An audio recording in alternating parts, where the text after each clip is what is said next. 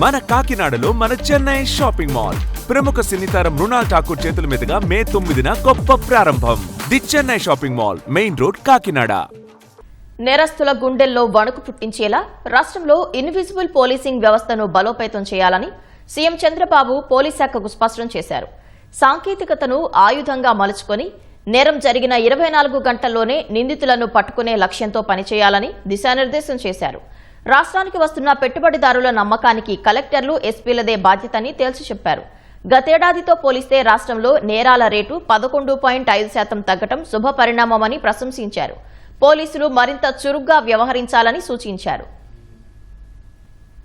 కలెక్టర్ల సదస్సు చివరిలో జిల్లాల ఎస్పీలు, పోలీసు ఉన్నతాధికారులు కలెక్టర్లతో ముఖ్యమంత్రి చంద్రబాబు ఉన్నత స్థాయి సమీక్ష నిర్వహించారు. శాంతి భద్రతలపై డీజీపీ హరీష్ కుమార్ గుప్తా ప్రజెంటేషన్ ఇచ్చారు. నేరాల తగ్గుదలలో శ్రీకాకుళం జిల్లా 34.7%తో అగ్రస్థానంలో నిలవగా నంద్యాల, మార్కాపురం, కృష్ణా తర్వాతి స్థానాల్లో నిలిచాయి. 2024 ఏప్రిల్ నుంచి 2026 మార్చి మధ్య డేటాను పరిశీలిస్తే మహిళలపై జరిగే తీవ్రమైన నేరాలు 73.3% తగ్గినట్లు డీజీపీ తెలిపారు. నేర పరిశోధనలో టెక్నాలజీ వినియోగానికి ఎన్టీఆర్ జిల్లాలో చేపట్టిన సీసీటీవీ 360 ప్రాజెక్టు రోల్ మోడల్ గా నిలిచింది. 10,000 కెమెరాల నిఘాతో కేవలం 2 నెలల్లోనే 58 కేసులను ఛేదించినట్లు సిపి రాజశేఖర్ బాబు వివరించారు. ఈ మోడల్ను రాష్ట్ర వ్యాప్తంగా వర్తింపజేయాలని సీఎం ఆదేశించారు. రాష్ట్రానికి పెట్టుబడిదారులు పెద్ద ఎత్తున వస్తున్నారని గుర్తు చేసిన సీఎం శాంతి భద్రతలు పటిష్టంగా ఉంటేనే వారిలో మరింత విశ్వాసం కలుగుతుందన్నారు. కలెక్టర్, ఎస్పీ, ఆ జిల్లాలో ఉండే ప్లానింగ్ బోర్డు చైర్మన్, ప్రజాప్రతినిధుల్ని మంచి పనులకు పొలిటికల్ గా ఎంతవరకు ఇన్వాల్వ్ చేయాలని చేసి ప్రజల్లో ఒక మార్పు తీసుకురావాల్సిన అవసరం ఉంది.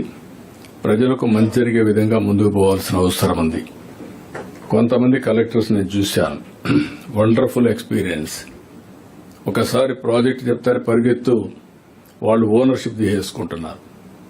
అలాంటి జిల్లాల వల్ల వచ్చే ఇన్వెస్టర్స్ లో కూడా వారిలో చాలా వరకు పాజిటివ్ యాటిట్యూడ్ వస్తూ ఉంది. That is a very good thing. Ambedkar Konaseema జిల్లాలో సామరస్య పేరుతో ఏర్పాటు చేసిన శాంతి కమిటీ వల్ల కుల హింస ఘటనలు నివారించినట్లు పోలీసులు తెలిపారు. రాష్ట్రంలో మొత్తంగా ఎస్సీ, ఎస్టీలపై నేరాల సంఖ్య 30% తగ్గడం గమనార్హం. సామాజిక మాధ్యమాలను నిరంతరం పర్యవేక్షిస్తూ అశాంతికి తావులేకుండా పోలీసులు తీసుకుంటున్న చర్యలు సత్ఫలితాలిస్తున్నాయి. అన్నమయ్య జిల్లాలో రక్షిత రహదారి ప్రాజెక్టు కింద రోడ్డు ప్రమాదాలు తగ్గించినట్లు సమావేశంలో తెలిపారు. మూల మలుపుల వద్ద అడ్డంకులు తొలగించి స్పీడ్ బ్రేకర్లకు రేడియం పోతపోయడం ద్వారా ప్రమాదాలను 20% తగ్గాయని వివరించారు. ప్రమాదాలు ఎక్కువగా జరిగే బ్లాక్ స్పాట్స్ వద్ద ఇతర శాఖల సమన్వయంతో పనిచేయాలని సీఎం సూచించారు. తిరుపతిలో రహదారి భద్రతపై చంద్రబాబు ప్రత్యేక నివేదిక కోరారు.